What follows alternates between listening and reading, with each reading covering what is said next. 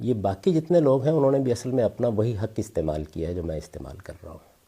یعنی جو آدمی دیوبندی نقطہ نظر کو اختیار کرتا ہے، میں یہی حسن ظن رکھتا ہوں کہ اس نے علم و عقل کی بنیاد پہ اختیار کیا ہے، سمجھ کر اختیار کیا ہے. جو بریلوی نقطہ نظر اختیار کرتا ہے اس کے بارے میں یہی حسن ظن رکھتا ہوں. میں تو ایک مسیحی اور ایک یہودی کے بارے میں یہی حسن ظن رکھتا ہوں. اچھا، اگر کوئی آدمی کہتا ہے کہ صوفیہ کا طریقہ میرے نزدیک دین کی زیادہ بہتر تعبیر ہے، اس کے بارے میں بھی میری رائے یہی ہے. تو جس طرح ان کو حق ہے کہ وہ یہ آراء قائم کریں، وہ ایک نقطہ نظر اختیار کریں، وہ اس کا اظہار کریں، تو یہ سوال ہے کہ وہ پابندی کس دن لگ گئی ہے کہ اب دین پر براہ راست نہیں غور کیا جا سکتا. یعنی اب ضروری ہے کہ آپ ان میں سے کسی نہ کسی گروہ، کسی نہ کسی فرقے کا حصہ بنیں، تبھی آپ دین کو سمجھ سکتے ہیں. اگر آپ اس سے ہٹ کے دین کو سمجھیں گے تو آپ کسی بڑے جرم کا ارتکاب کر ڈالیں گے. ان کو اگر حق تھا تو مجھے بھی حق ہے. نہیں، آپ فتنہ پھیلا رہے ہیں نا، آپ ایک اور نیا فرقہ بنا رہے ہیں. پہلے یعنی جتنے فرقے موجود ہیں ہماری امت مسلمہ میں، کتنے لوگ جو ہے وہ پریشان ہیں اس فرقہ بندی کی، آپ نے اس میں ایک اور اضافہ کیا ہے. تو یہ اضافہ کہتے کرنا یہ ہے کہ بھی فرقہ واریت ختم ہونی چاہیے اور نئے فرقے کو آپ کھڑا کر رہے ہیں. دیکھیے، پہلے یہ سمجھ لیجئے کہ فرقہ کیسے بنتا ہے. فرقہ اس وقت بنتا ہے کہ جس وقت آپ یہ کہتے ہیں کہ یہی حق ہے، اس کے سوا کوئی چیز حق نہیں ہو سکتی. جس نے نجات پانی ہے وہ ہمارے اس نقطہ نظر کو اختیار کرے، وہ اس کا حصہ بنے. اس سے فرقہ بندی پیدا ہوتی ہے. میرا تو بنیادی مقدمہ ہی اس کے بالکل خلاف ہے. میں تو یہ کہتا ہوں، میں ایک طالب علم ہوں، میں نے بربنائے دلائل یہ بات سمجھی ہے، میں آپ کے سامنے اس کو پیش کر رہا ہوں.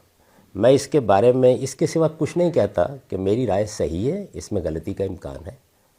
آپ کی رائے سے مجھے اتفاق نہیں ہے، میں اس کو صحیح نہیں سمجھتا، لیکن اس میں بھی صحت کا امکان تسلیم کرتا ہوں.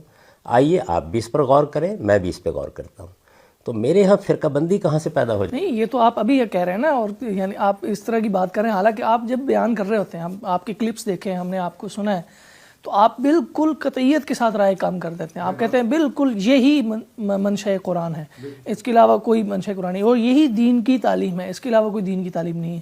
تو یہ رویہ آپ کے اس بیان کے برعکس ہے جو آپ کے. بات یہ ہے کہ یہ جو بات میں نے کہی ہے، میرا خیال یہ ہے کہ میں نے اس بات کو 20 مرتبہ دہرایا ہے، بار بار لوگوں کو متنبہ کیا ہے، بلکہ یہاں تک کہا ہے کہ آپ میری بات سنیں اور اس کے بعد جا کے دوسرے اہل علم کی بات بھی سنیں، بلکہ ضرور سنیں ان کی بات.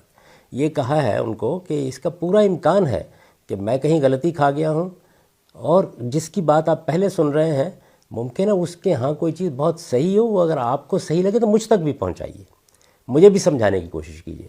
تو یہ بات آپ بار بار کہتے ہیں، لیکن جس وقت آپ کوئی نتیجہ فکر بیان کر رہے ہوتے ہیں تو وہ بہرحال اذعانی کے ساتھ بیان کرتے ہیں. یعنی ایک بات میری سمجھ میں آ گئی، میں اس کو صحیح سمجھتا ہوں تو صحیح کہہ کے ہی بیان کروں گا. تاہم بار بار متنبہ کیا ہے میں نے لوگوں کو. آپ کو دسیوں ایسی گفتگویں سنوائی جا سکتی ہیں جن میں نے لوگوں کو یہ کہا ہے کہ خدا کے بندو، ہم میں سے کوئی پیغمبر نہیں ہے، مجھ پر بھی وحی نہیں آتی، دوسرے لوگوں پر بھی وحی نہیں آتی.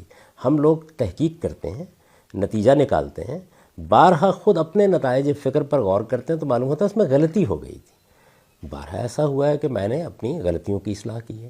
میں تو ایک طالب علم، ایک مسافر کی طرح علم کی راہ پر چل رہا ہوں. اس میں جو چیز بھی میرے سامنے آتی ہے میں اس کو جانچتا ہوں، پرکھتا ہوں. آپ توجہ دلاتے ہیں، کوئی اور توجہ دلاتا ہے، خود غور کرنے کے نتیجے میں اس کی غلطی واضح ہو جاتی ہے، ہمیشہ اپنا نقطہ نظر تبدیل کر لیتا ہوں. تو اس طرح کا آدمی یہ کیسے کہہ سکتا ہے کہ میری بات ہی ٹھیک ہے، اس کے سوا کوئی ٹھیک نہیں ہے؟ ہر موقع کے اوپر آپ اس کے ساتھ یہ نوٹ نہیں لگا رہے ہوتے، لیکن جتنی مرتبہ میں نے اس پر لوگوں کو متنبہ کیا ہے شاید ہی کسی آدمی نے. اصول تو سر آپ یہی بیان کرتے ہیں کہ دوسروں کی رائے میں صحت کا امکان تسلیم کرنا چاہیے، اپنی رائے میں غلطی کا امکان تسلیم کرنا چاہیے، ہمیں انسانی سطح پہ کھڑے ہو کے بات کرنی چاہیے. لیکن جب آپ بات خود کر رہے ہوتے ہیں، اصول یہی بتا رہے ہوتے ہیں، لیکن جب دین بتا رہے ہوتے ہیں تو ایسا لگ رہا ہے جیسے انسانی لہجے میں خدا بول رہا ہے. آپ کا ہر حرف آخر بن رہا ہوتا ہے، آپ کا لہجہ آپ کی بات پہ الہامی تصدیق ثبت کر رہا ہوتا ہے. آپ اس پتہ نہیں کس تیقن پہ، آپ کے پاس ہے کیا، کس تیقن کی کوئی آخری حد ہے جہاں پہ کھڑے ہو کے آپ بات کرتے ہیں. اور آپ بات پتہ کس طرح کرتے ہیں، آپ کے فریز، آپ کا لہجہ، آپ کی ترکیب، آپ کا انداز یہ ہوتا ہے پورا قرآن پڑھ جائیے الف لام میم سے والناس تک. ایسی کوئی بات نہیں، سنت اس سے خالی ہے، حدیث اس سے خالی ہے. یہ لہجہ، یہ سویپنگ سٹیٹمنٹس، یہ تو پھر آپ انسانی سطح پہ کھڑے ہو کے نہیں دے سکتے.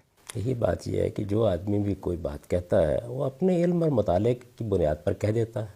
اگر میں نے یہ کہا ہے کہ یہ بات قرآن میں نہیں ہے، یا یہ کہا ہے کہ یہ احادیث کے ذخیرے میں نہیں بیان ہوئی، تو کوئی دوسرا آدمی اس کی تردید کر دے گا. علم کی دنیا میں تو آپ کی بات ایسا نہیں ہو سکتا کہ چیلنج نہ ہو. اہل علم کو پورا حق ہے وہ لوگوں کو بتا دیں قرآن مجید میں یہ بات لکھی ہوئی ہے, یہ بات حدیث میں لکھی ہوئی ہے, یہ فلاں جگہ لکھی ہوئی ہے. لیکن مجھے یہ بتائیے کہ جب آپ کوئی بھی بات بیان کر رہے ہوتے ہیں, آپ سائنس کے علوم پر بھی گفتگو کر رہے ہوتے ہیں, تو اس وقت کیا کہیں گے آپ؟ اپنا مطالعے کا حاصل ہی بیان کریں گے نا, وہ ایسے ہی بیان کیا جاتا ہے. یہ خیر جس طرح آپ نے فرمایا ہے یہ تو آپ کی عنایت ہے کہ آپ نے کہا کہ میں اس طرح بات بیان کرتا ہوں. میں نے تو بات جب بھی کی ہے بار بار لوگوں کو توجہ دلائی ہے کہ دیکھیے میں ایک طالب علم ہوں, ایک طالب علم کی حیثیت سے میں یہ بات بیان کر. میری جو کتاب ہے میزان, جس میں نے پورے دین کو بیان کیا ہے, کئی مرتبہ یہ کہا ہے کہ علامہ اقبال میوزیم میں علامہ اقبال نے ایک کتاب کا خاکہ لکھا ہے جس کا عنوان انہوں نے تجویز کیا تھا اسلام ایز آئی انڈرسٹینڈ اٹ. تو بالکل ایسے ہی میں نے میزان میں اسلام ایز آئی انڈرسٹینڈ اٹ, اسلام کو بیان کر دیا ہے. اس کے آخر میں بھی یہ لکھا ہے, آپ اس کا خاتمہ پڑھیے کہ یہ ایک طالب علم کے نتائج فکر ہیں. ان کی غلطی پر میں خود بھی متنبہ ہوتا رہتا ہوں. کوئی صاحب علم متنبہ کرے گا تو شکریہ کے ساتھ اس کو قبول کر لو.